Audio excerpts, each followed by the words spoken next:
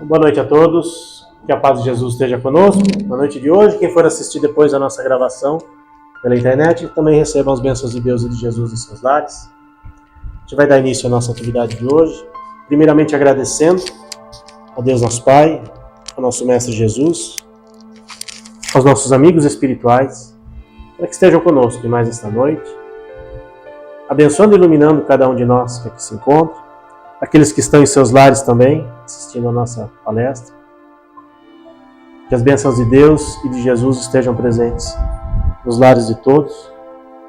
Nesse momento, a gente inicia a nossa atividade fazendo a oração de São Francisco, que é o patrono da nossa casa. Senhor, fazei-nos um instrumento de vossa paz. Onde houver ódio, que eu leve o amor. Onde houver ofensas, que eu leve o perdão. Onde houver discórdias, que eu leve a união. Onde houver dúvidas, que eu leve a fé. Onde houver erros, que eu leve a verdade. Onde houver desespero, que eu leve a esperança. Onde houver tristezas, que eu leve a alegria. Onde houver trevas, que eu leve a luz. Ó Mestre, fazei que eu procure mais consolar que ser consolado, mais compreender que ser compreendido, e mais amar que ser amado. Pois é dando que se recebe, é perdoando que se é perdoado, e é morrendo que se vive para a vida eterna. Que assim seja, graças a Deus. Vamos receber o nosso amigo Marcelo Pacheco para fazer a palestra de hoje.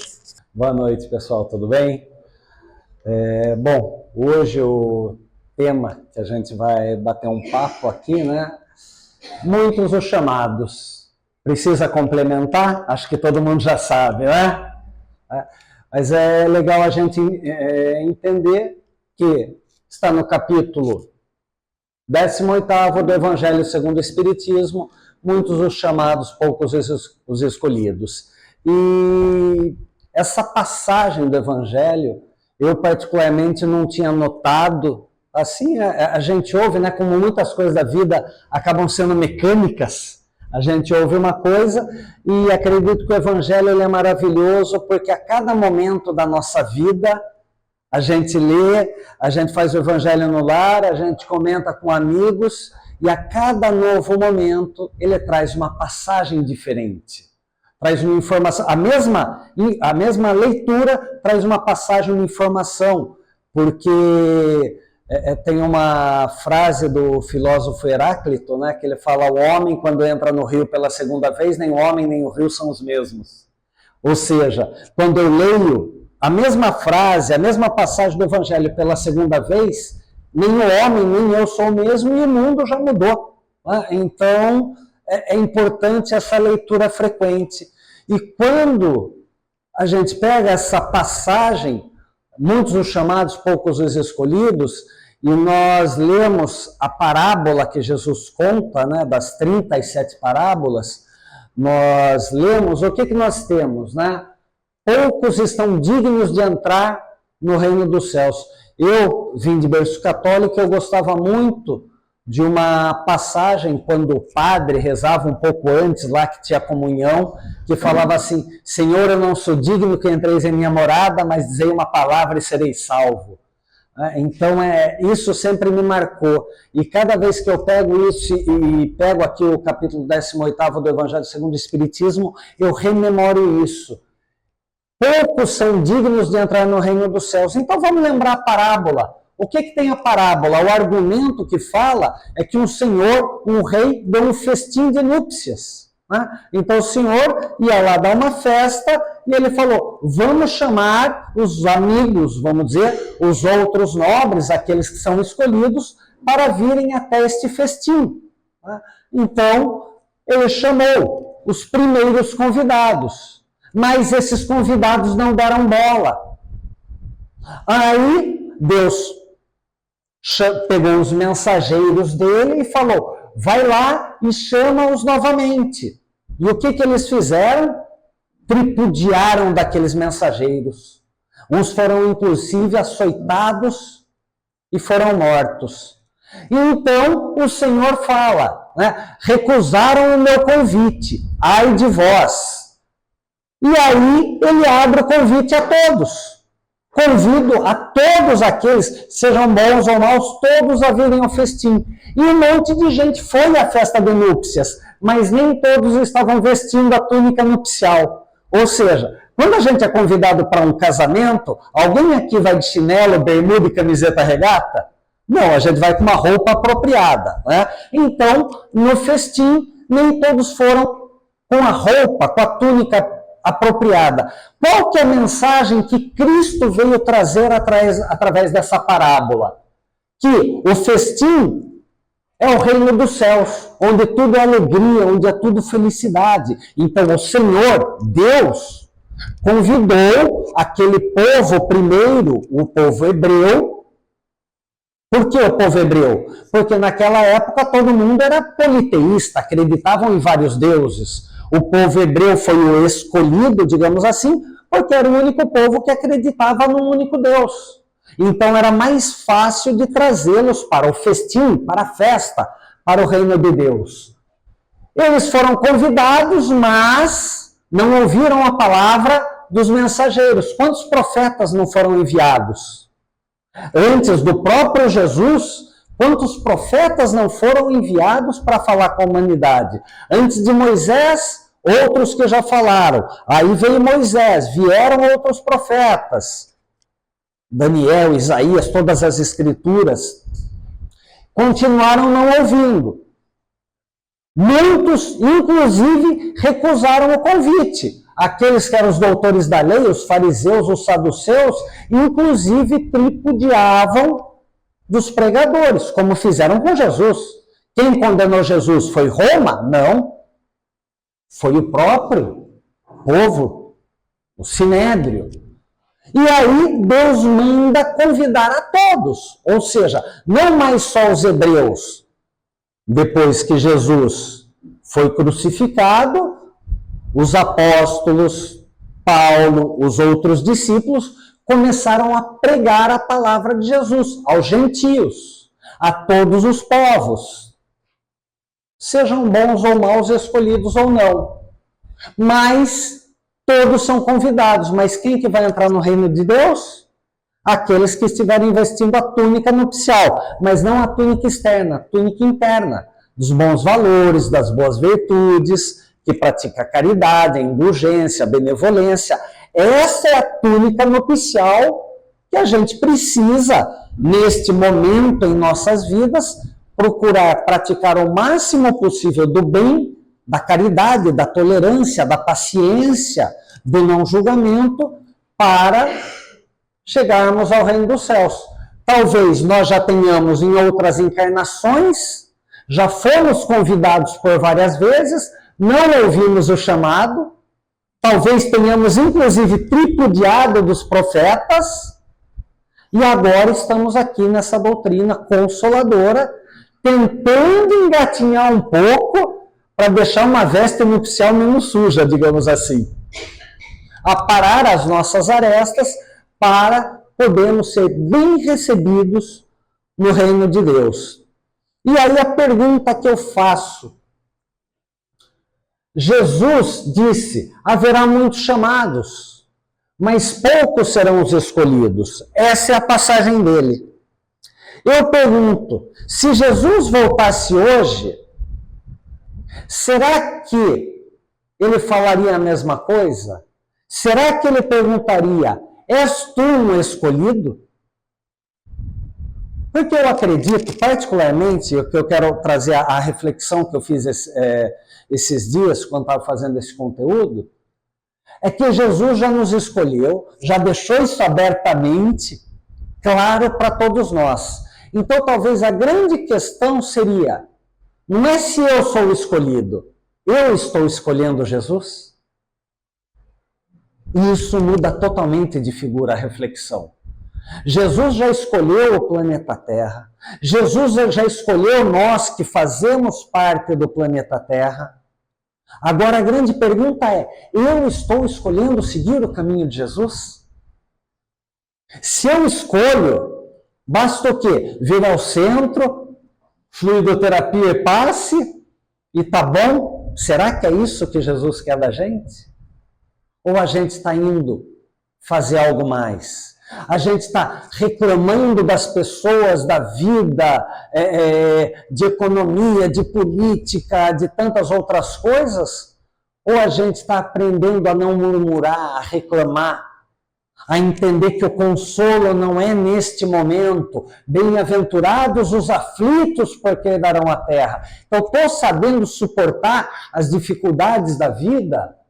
Então, a grande pergunta é: és tu um escolhido? Talvez que ele já diria: eu já te escolhi, meu irmão, eu já te escolhi, minha irmã. Agora, você está me escolhendo? Você quer seguir o meu caminho? O que é que você está fazendo que comprove que você é trigo e não joio? Porque na hora da separação, eu quero que vocês venham para cá, mas você está escolhendo esse caminho?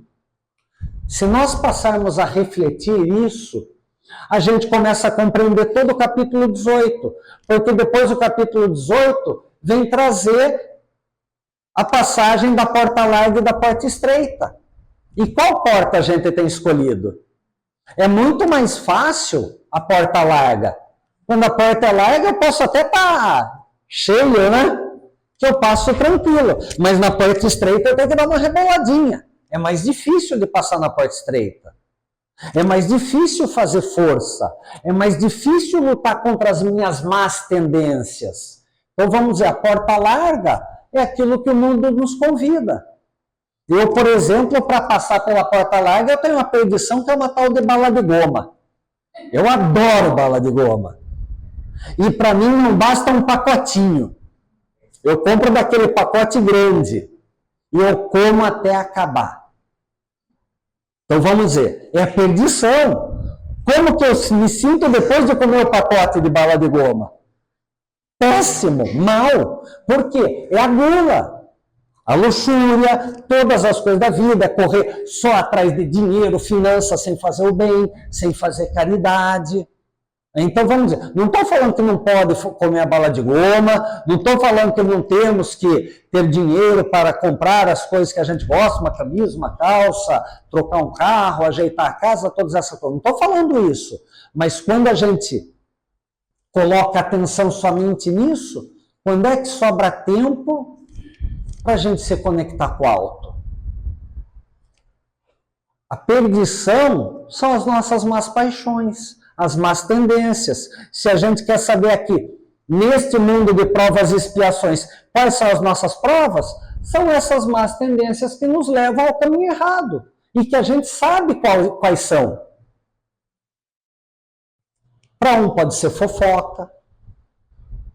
Fofoquinha é bom, né? Mas vamos... É bom? Não é. Fofoca fraterna. É inveja branca, que mais? A gente vai encontrando subterfúgios para amenizar a nossa carga de culpa, digamos assim. De vez em quando vale a pena fazer esse excesso da bala de goma, como eu falei. Então eu encontro desculpas para isso, mas eu sei que não devo. Se eu sei por que é que eu faço, porque a porta larga é mais fácil.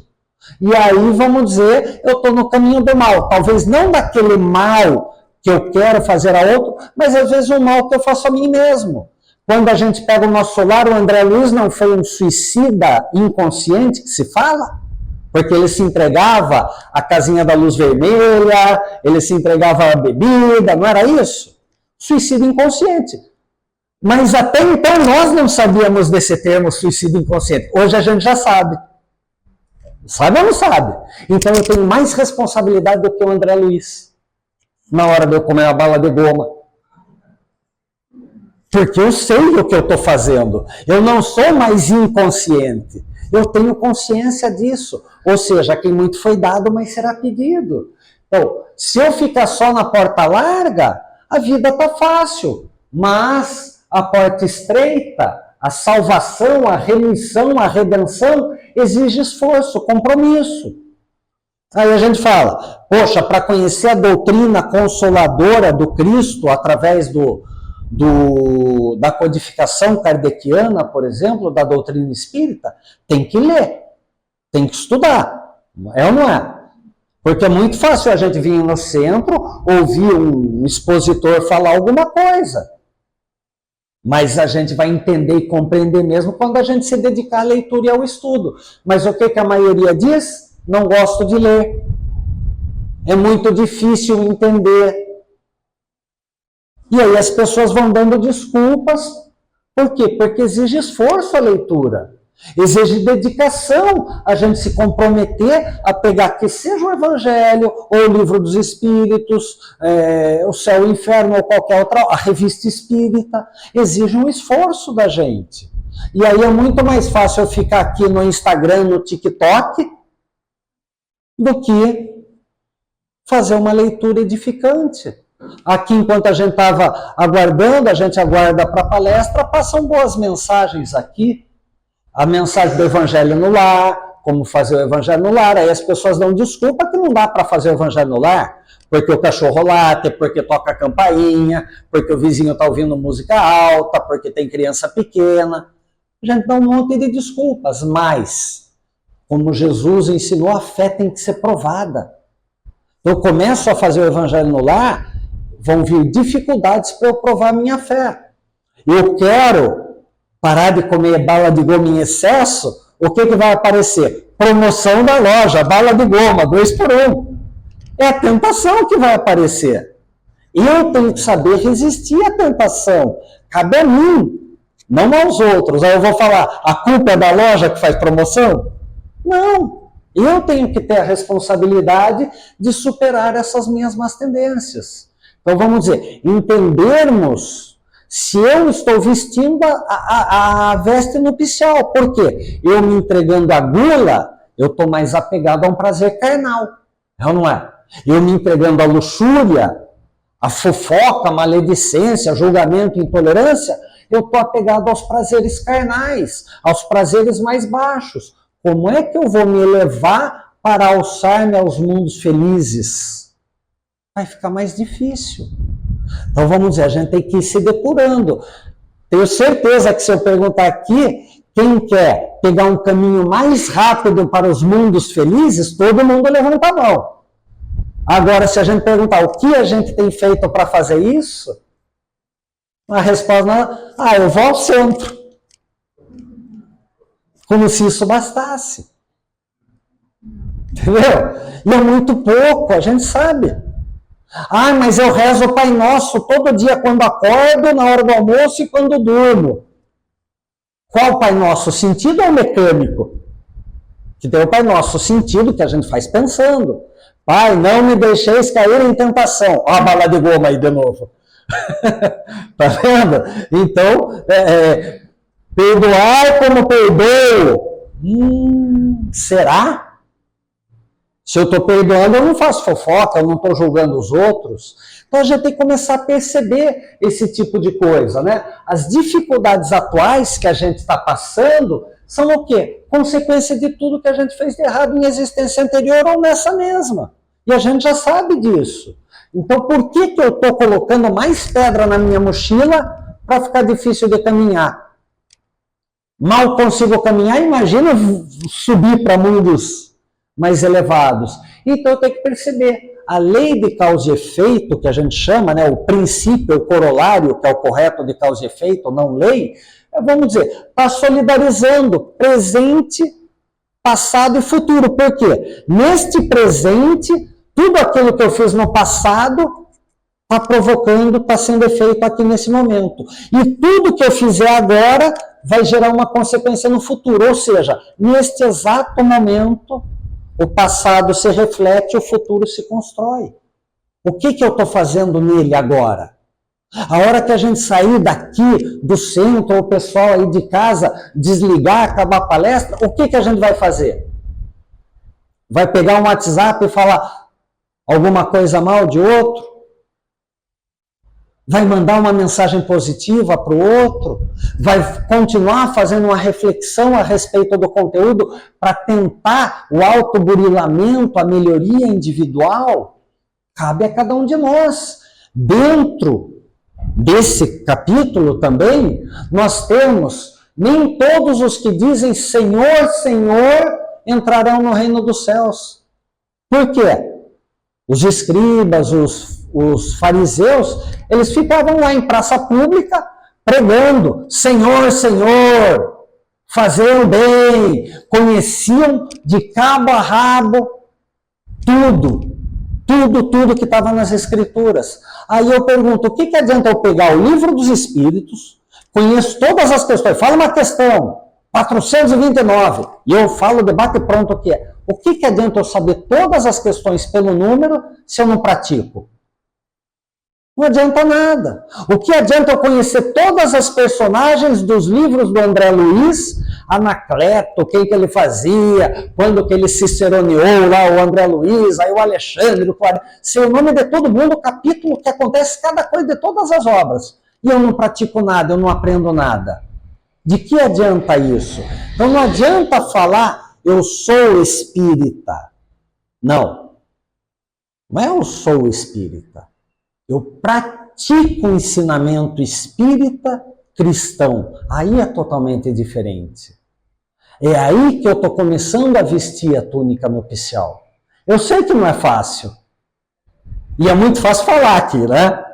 Eu falando, tá fácil. Praticar, portão ali para fora, né? Aquele portão ali para fora é complicado. Mas a gente tem que ao máximo tentar entender isso e praticar. Aquilo que Santo Agostinho ensinou. Toda noite interrogo minha consciência. Se eu fiz algo de errado, eu vou reparar. Se eu fiz algo de bom, eu vou ver como eu posso melhorar e impactar a vida dos outros. Se eu não fizer essa reflexão de autoconhecimento, eu fico lá, só falando para todo mundo, Senhor, Senhor, o que você tem que fazer para melhorar a sua vida, mas não faço nada para melhorar a minha vida. Dar conselho para os outros é fácil, né? Mas e o autoaconselhamento? Ele é difícil. Por quê? Porque eu tenho que mexer com a minha tendência. Eu tenho que mexer, superar a minha crença, a minha limitação. E essa eu não quero. A gente gosta de aconselhar os outros, mas quando alguém vem aconselhar a gente, ou alguma coisa que a gente não quer, a gente rechaça. Quem é ele para falar isso de mim? Quem é ele para saber mais da minha vida o que eu devo fazer? A gente rechaça. Então, nem todos os que dizem Senhor, Senhor, não é porque eu sou espírita que eu vou pegar um elevador para o nosso lar. Não é porque eu sou espírita, venho no centro, trabalho, ajudo a fazer as coisas, que eu vou pegar um caminho direto e abraçar Chico quando eu desencarnar. E quando eu falo do Chico, é o Chico Xavier, não é o Chiquinho que está aí brincando com a gente, não. Então vamos dizer, não é isso. Então eu tenho que trabalhar por esse autoburilamento. Mas, nesse capítulo 18, nós temos também uma passagem muito interessante. Né? Muito se pedirá ao que muito recebeu. Eu falei aqui, ao que muito foi dado, mais será pedido. Para nós foi dada a doutrina, está aqui de bandeja. Como eu falei, o André foi um suicídio inconsciente. Nós temos a consciência do que temos que fazer. Nós estudamos a doutrina, nós lemos a doutrina, nós estamos aqui recebendo um palestrante, um expositor, a gente assiste um vídeo no YouTube, a gente recebe várias mensagens por dia no WhatsApp, todas elas para nos ensinar. Mas a gente está praticando? Então vamos dizer, muito se pedirá, e nós recebemos bastante. Todos os dias, quantas mensagens positivas vocês recebem só de doutrina espírita? No mínimo, chutando muito baixo, umas 5. Se você está no grupo do centro, umas 20. Todo mundo manda uma oraçãozinha por dia.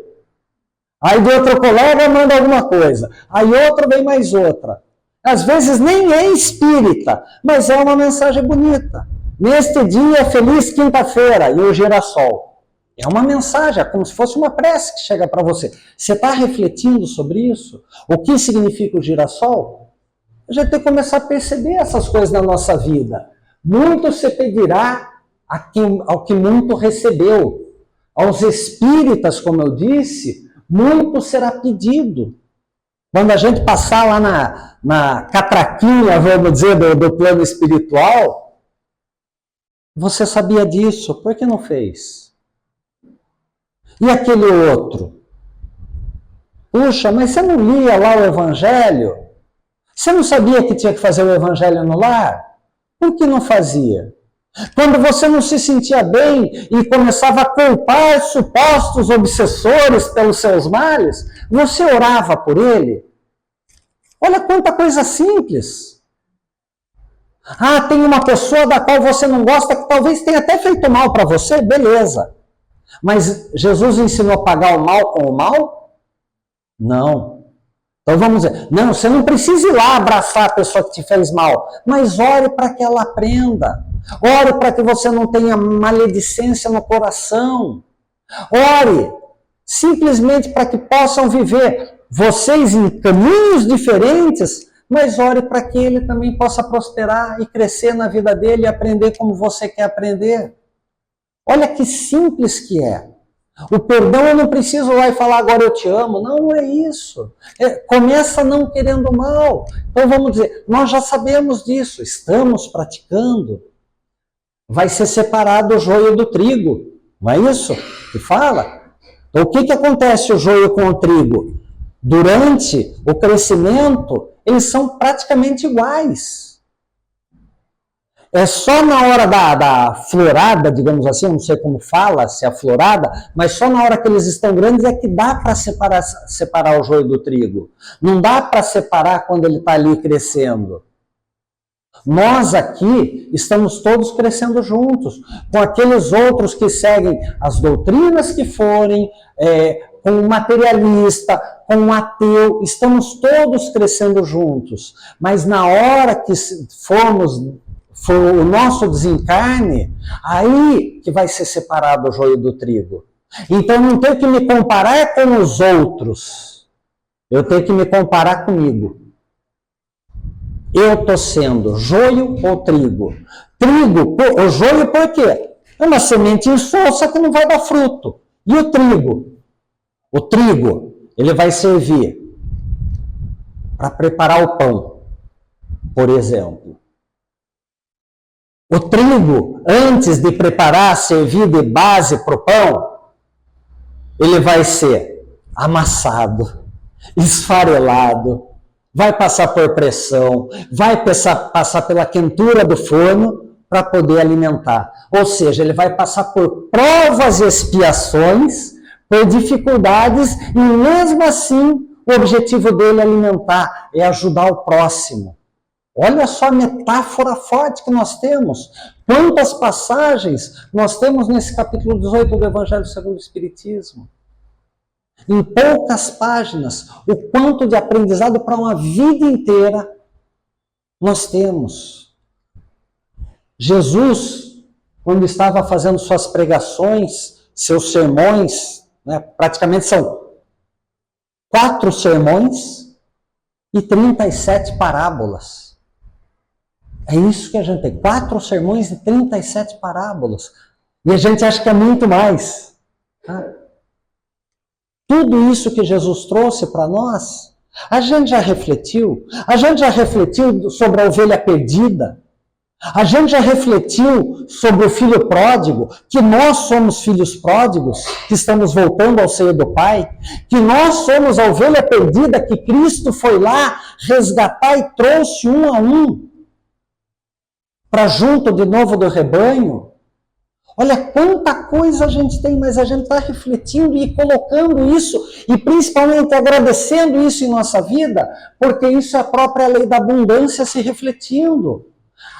Ao que muito tem, mais lhe será dado, e terá em abundância. Então aquele que tem gratidão no coração, que tem caridade no coração, mais lhe será dado.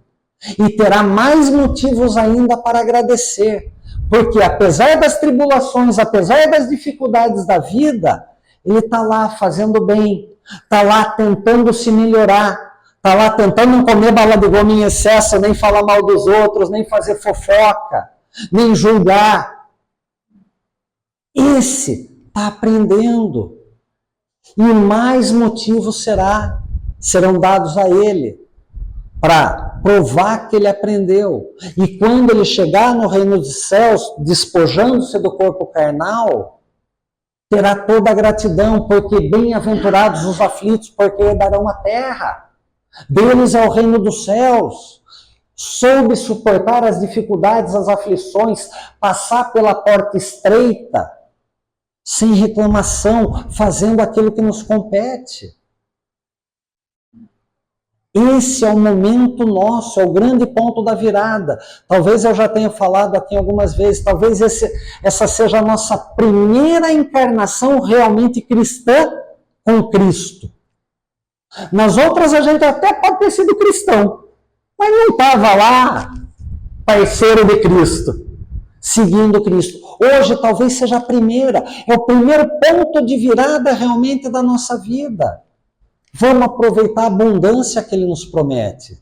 É chegada a última hora. Não faz parte desse capítulo, mas a gente já sabe. Então, o que nós espíritas devemos fazer para buscar a salvação, a redenção, a remissão? Buscando, encontrando aquilo que a gente pode fazer na Terra da melhor forma possível.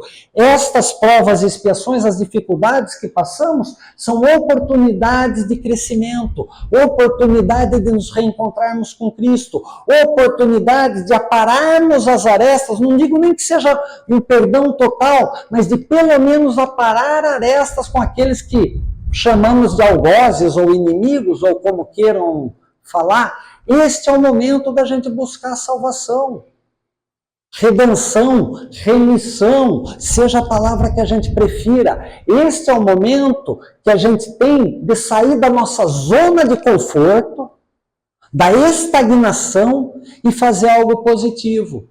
E é por isso que eu gosto de comparar o planeta Terra com a escola, né? Às vezes a gente fala que é prisão, às vezes a gente fala que é sítio-mansão, às vezes que é hospital, né? Temos inclusive no Evangelho falando sobre tudo isso, mas eu gosto muito da comparação da escola. Na escola da vida, que tipo de aluno que a gente está sendo? Um aluno irresponsável? Que mata a aula? Que pula o muro? Que não faz a lição? Que culpa o professor que o professor não sabe dar aula, não prende atenção?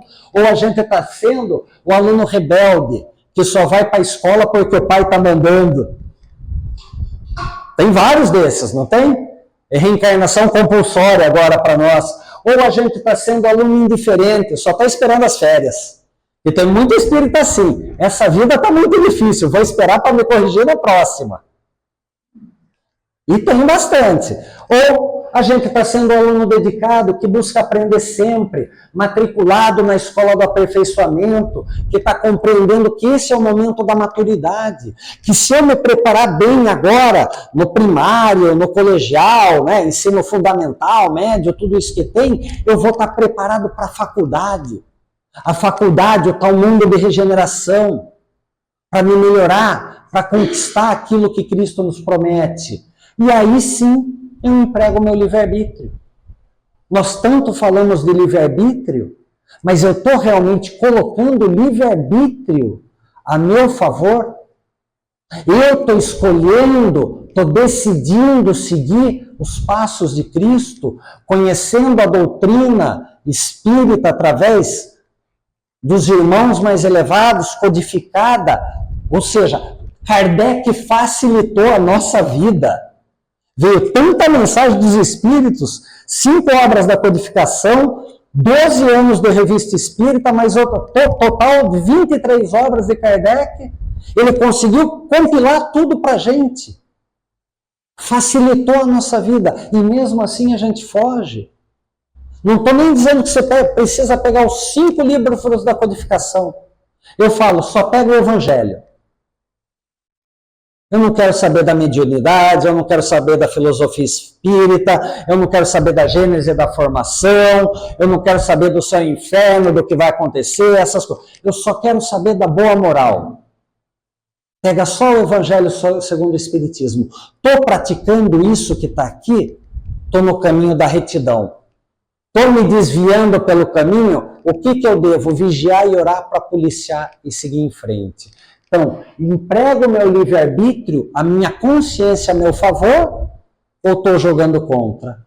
Acho que o objetivo de hoje era esse, gente. Trazer lucidez para as nossas decisões, para que a gente tenha paz, calma e serenidade, que apesar de todas as dificuldades que tem lá fora, nós não somos abandonados.